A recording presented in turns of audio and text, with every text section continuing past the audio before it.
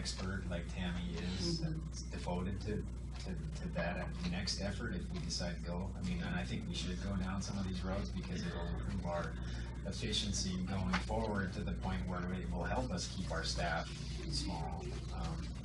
So to answer your question is, well, the end-of-end trust, will that alleviate a lot of it? I don't know that it will.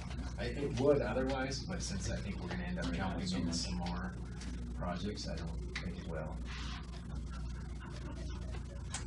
So do these, it would seem that some of these weaknesses may prompt us to add other agenda items to our objectives and goals. So yeah. For example, with benefits and programs being undervalued by legislators, members, and taxpayers, I think that is a really big issue going forward. The public may not fully understand, taxpayers in particular in general, that if you eliminate a defined benefit system, eventually you're going to create further problems. For one thing, you're going to undervalue the whole value of being a teacher to potential new teachers in the whole educational system. How exactly we address that as a board is an interesting question. Yeah, absolutely. And what things we can do to begin to educate the public regarding that. Absolutely. And you know, how much of a priority is that? And again, you know, not any major pending legislative issues, but that doesn't mean we're safe. You know, and we need to be proactive and have a plan. So I think you're exactly right. Some of these weaknesses, and you can see where, you know, from the previous session, some of these weaknesses certainly informed some of the goals and objectives we set. And also, there may be some kind of win-wins. You know, if we talk about the need to develop staff capacity, you know, so Sean can be spending more time in executive time, there may be a link there to that earlier objective of trying to develop strategies to retain staff. Right. You know, maybe if we can offload some stuff on Sean and create some career opportunities for, you know, whoever, Nolan or whatever, you know, to keep him around and you know, opportunities to work in a bigger job, more pay. And I think there may be some that alignment that we're going to talk about this afternoon. I think we can find some ways to do these two things. We can not only build this person's job up, but also start to develop somebody to step in when Tammy retires in 20 years. Whatever it is there. Okay, let's take a look at some of our opportunities.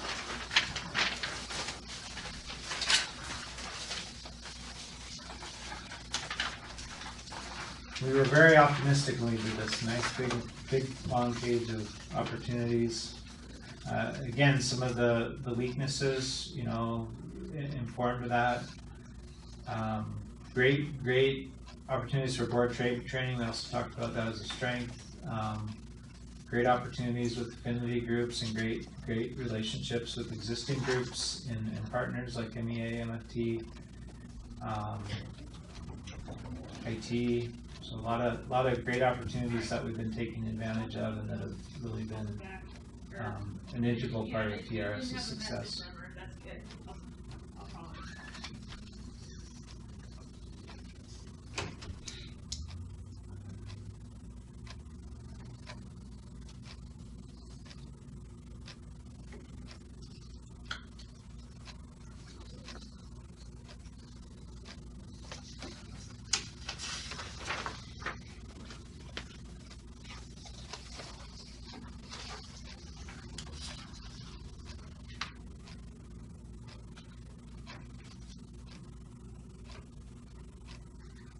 So apparently you're not too familiar with the Ben Franklin style of making decisions where the opportunities list is supposed to be at least 3 times longer.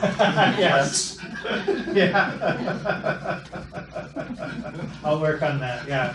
Combine some of those threats, weed it down a little bit. It's a little dated, 170 million going out in benefits each year. Yeah. More like 330 million wow. now. Yeah, that's crazy. That's amazing, and really over a fairly short time period to see it have grown that much. Really, nearly double. But I just missed it. We're just communicating that, I think, to these school districts want people to retire. They do eventually. You're too expensive. Right. when you're up there, so, you know, if you don't have that opportunity with a defined benefit, you're not going to. Yeah. And my 401k or whatever will never have enough for me to fully retire. If you didn't have this, you just keep working. Yeah.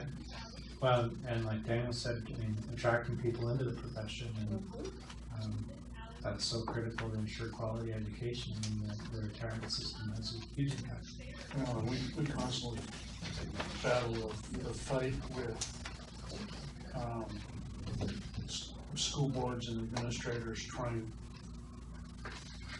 to overuse benefits to keep people on board. Yeah. If we were doing a better job of communicating the value of retirement in and of itself, maybe they wouldn't be looking at us as a blank checkbook to be doing other things with. They understand the value of the system better. That might be a little pie in the sky. Okay. Which kind of comes back to that goal of letting boards know what's going on. Exactly. On the threat list in the 25-year retirement, that's, I mean, you can't retire in 25 anymore, does that come off? Well, you can't. Well, Tier one. Tier 1, right, but But you probably only have, what, For new hires. 10% of the hires. people we have out there that doesn't work. right, that's true. Well, but the reality is it's been addressed as much as it can be addressed. Right, I don't know what more we can do. Yeah, I don't know what the, We would not want somebody to come out and say, let's get rid of that for current employees, no. Right. So we could probably just, Still I think correct. you're right, strike that because it's been addressed. Well, still. It's been addressed It's- as much as it can. it's for an now. ongoing thing. It is, The issue yeah. we dealt with this year was a classic example of where everybody's trying to get it back to 25 years, and we can't ignore the fact that Oh, that's 25 correct. years Yeah. is not a good thing. It's not gonna It's work. not sustainable. No. How about the issue of the University of Montana system that doesn't pay their adequate share into the system? Yeah. So the university system as a whole, yeah. As a whole. Right. Yeah, that's an ongoing Right. threat. I mean, it's. It's also an issue of fairness. So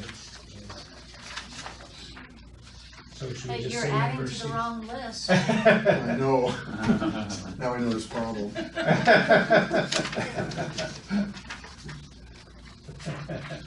You just have to come up with 2 opportunities to address that. That's Or, right. or the goal is to remove the threats. Right. That sounds like a threat. That was very threatening, wasn't it?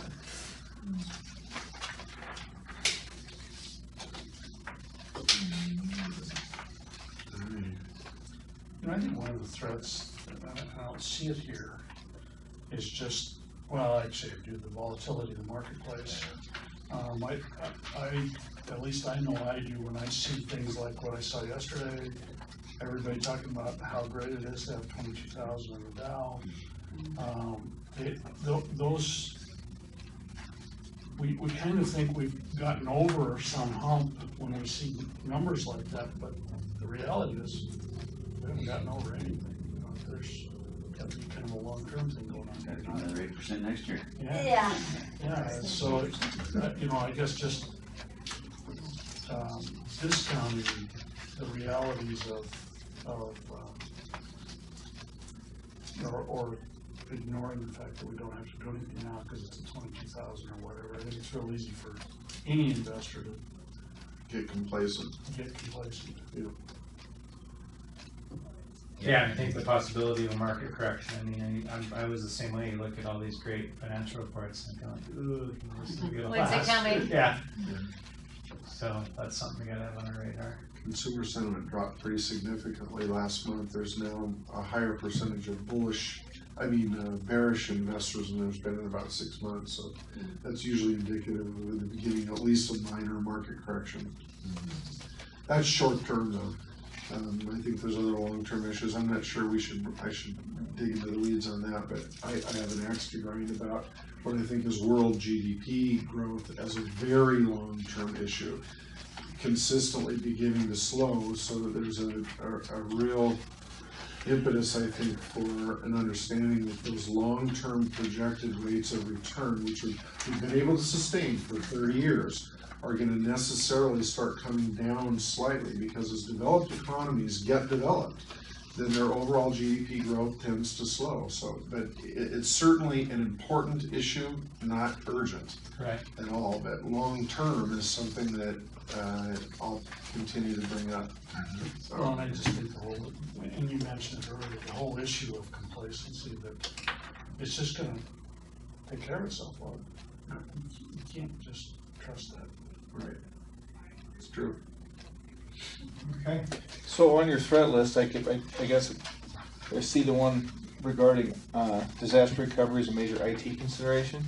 I think one of the benefits that we've realized from the IT convergence the state has had us go through is that's less of a concern now. And I guess maybe that's something the board to think about, is the fact that we are now completely hosted by the state's IT services division, and TRS no longer owns and maintains its own equipment. Right. Is that we have full redundancy with Miles City and the state data centers providing all that infrastructure for us. Is that, at least from a DR standpoint, is far less of a concern now than where we were 12 months ago. Where if our servers, or if this building were to burn down, we would have a serious concern about how we were gonna get our data back up. Where now, if this building were to burn down, it would just be a simple matter to plug in and get our data back from the data center on whatever device that we happen to connect to. So it's, I mean, in my opinion, that concern has definitely dropped. I mean, I don't think DR is ever not a concern, but I wouldn't list it as a major consideration anymore. Well, and I would certainly, at a minimum, I think we add that as a strength, which gets towards our objective, being that strength. And I'm wondering, are you kind of thinking that's something we strike from the weaknesses because it's been addressed, or is it still kind of like the 25-year retirement? It's addressed, but it's still out there. I would make one comment that I think it's still out there in the fact that we need to do a tabletop exercise to actually take the system down, you know, before an actual disaster happens, to see how quickly do we get up and running in Miles City, or, you know, I mean, I know we have a select group of individuals that are responsible for if something like that, the disaster ever happened. And just doing that. That is another one of my tasks that I Yes. have down as a Well, and DR exercise with and I SME. think we need to include in that, Yeah. we've been very specific on the IT part, because that's the scary part, Yeah. you know, that we don't control, but there's the other part of disaster recovery, you know, what happens if the building burns down? You know, how are we gonna, Yeah. how are we gonna And- convene somewhere else? And the what did we disaster lose? could be an earthquake rather than fire. Yes.